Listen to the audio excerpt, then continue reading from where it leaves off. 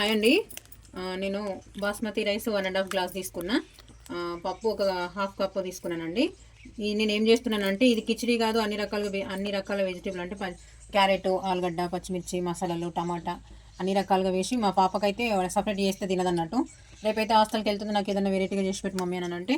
ఇది మాత్రం కొన్న పప్పు కాదండి, ఇది నాటుపప్పు ఇంట్లో రెడీ చేసింది. ఇసురుతారు కదా పెసర్లో తీసుకొచ్చి ఆ పప్పు. దీన్ని ఇలానైతే నానబెట్టుకున్నాను. 1.5 గ్లాస్ బాస్మతి రైస్.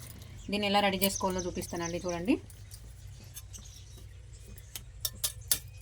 ఒక స్పూను నెయ్యి వేస్తున్నా చూడండి. స్టవ్ అంటి పెట్టుకున్న, గిన్నె గరం అయింది.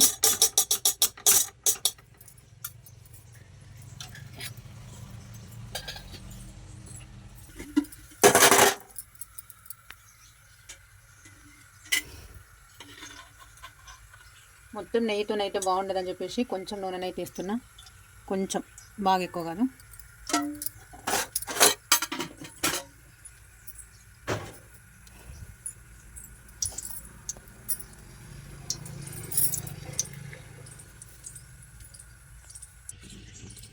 ఫస్ట్ అయితే ఆవాలు వేస్తున్నాను చూడండి.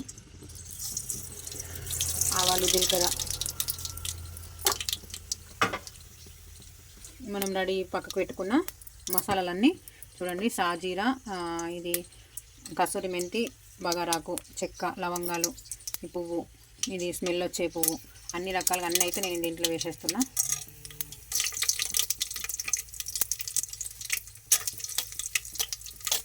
కసూరి మెంతితో టేస్ట్ స్మెల్ బాగుంటుందండి.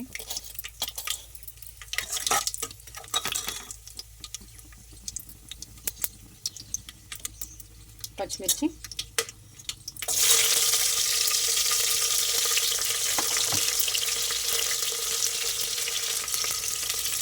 ఉల్లిగడ్డ ఇష్టం ఉన్న వేసుకోవచ్చు, లేదంటే లేదండి, అది ఎవరి ఇష్టం వాళ్ళని. నేను ఉల్లిగడ్డ కూడా వేస్తున్నాను. పచ్చిమిర్చి వేసిన తర్వాత ఉప్పు కొంచెం వేయాలండి. ఉప్పు వేస్తే ఏంటంటే పచ్చిమిర్చి కారం కారం కాకుండా కొంచెం ఉప్పు పట్టుకొని టేస్ట్గా ఉంటుంది. మిర్చి తర్వాత తినొచ్చు అన్నట్టు. ఇలా ఒక 2-3 ఎల్లిగడ్డలు పొట్టు తీసి ఇలా కొంచెం గిల్లుకొని వేసేస్తే చాలా బాగుంటుంది. దంచిన దానికంటే ఇట్లా నలిపేసినాం అనుకోండి, టేస్ట్ బాగుంటుంది.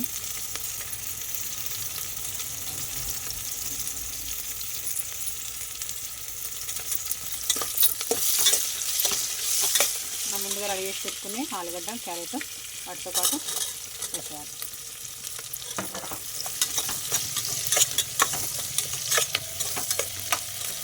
దీంట్లో మనము బఠానీ వేసుకోవచ్చు, శనగపప్పు వేసుకోవచ్చు, అది మన ఇష్టం అండి. నేను శనగపప్పు వేసుకున్నాను, పెసరపప్పు ఎక్కువ వేసుకున్నాను కాబట్టి.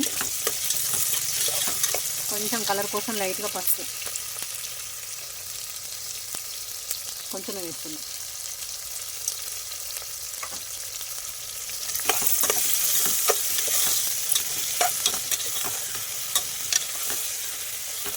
కూరగాయలు అయితే ఏం లేవండి. కూరగాయలు లేనప్పుడు ఇలా వేసుకున్నారనుకోండి, అప్పటికప్పుడు ప్లేట్లో పెట్టుకొని తినొచ్చు, అంత బాగుంటుంది. నెక్స్ట్ మనం తడిపి పెట్టుకున్న పప్పు, పెసరపప్పు.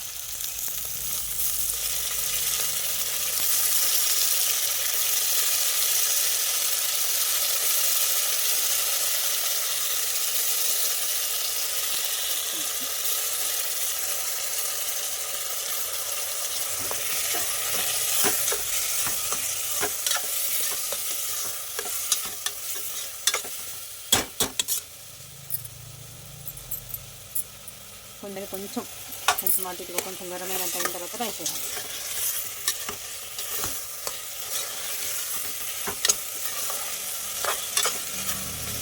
ఇది ఎప్పటికప్పుడు చేసుకుంటే బాగుంటుందండి. వేడివేడిగా తింటేనే చాలా బాగుంటుంది. కొన్ని తీయను, ఎక్కువైతే ఇవ్వచ్చు రైస్. ఒక గ్లాస్ అది అయితే గ్లాస్ రైస్ అయితే వేసేస్తున్నాం. 1 గ్లాసు.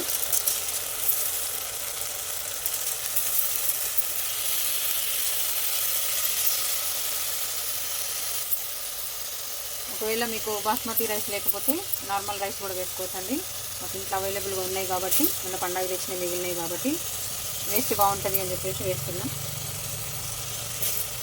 నార్మల్ రైస్తో కూడా వేసుకోవచ్చండి, చాలా బాగుంటుంది. కూరగాయలు లేనప్పుడు మాత్రం ఇది మంచి రెసిపీ అని చెప్పొచ్చు. పిల్లలు అయితే ఇష్టంగా తింటారండి. గ్లాస్కు 2 గ్లాసెస్ వాటర్ పోయాలి.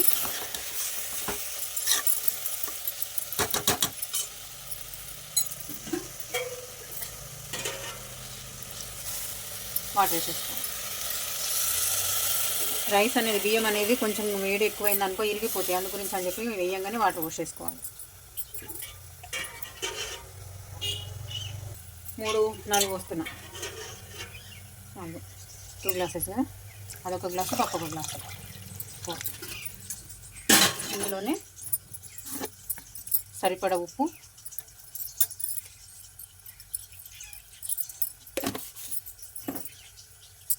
టమాటా ఒకటి కట్ చేసేయాలి.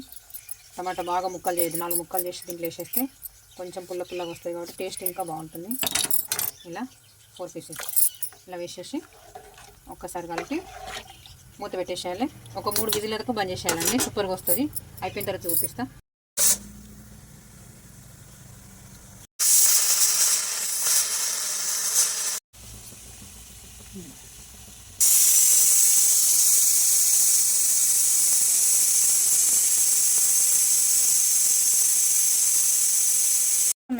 అయిపోయింది.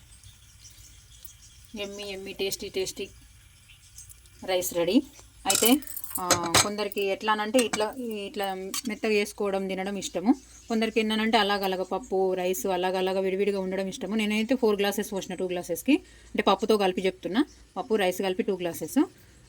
నేను 4 గ్లాసెస్ పోసిన కాబట్టి ఈ రకంగా వచ్చింది. 3 గ్లాసెస్ పోస్తే కొంచెం విడివిడిగా పొడి పొడిలాగా ఉంటుంది. మాకు ఇట్లా ఇష్టం కాబట్టి మేము ఇట్లా చేసుకున్నాం. దాంతోపాటు చూడండి పచ్చిపులుసు చేసిన, పచ్చిపులుసుతో పాటు కాంబినేషన్ పెట్టుకొని తింటుంటుంది, మస్తు ఉంటుందండి. అంటే ఎవరి ఇష్టం వాళ్ళది, వాటికి కూడా తినొచ్చు.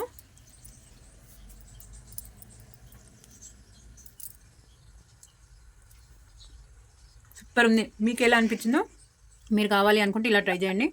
టేస్ట్ మాత్రం సూపర్ వచ్చిందండి. ఓకే అండి, థ్యాంక్ యూ.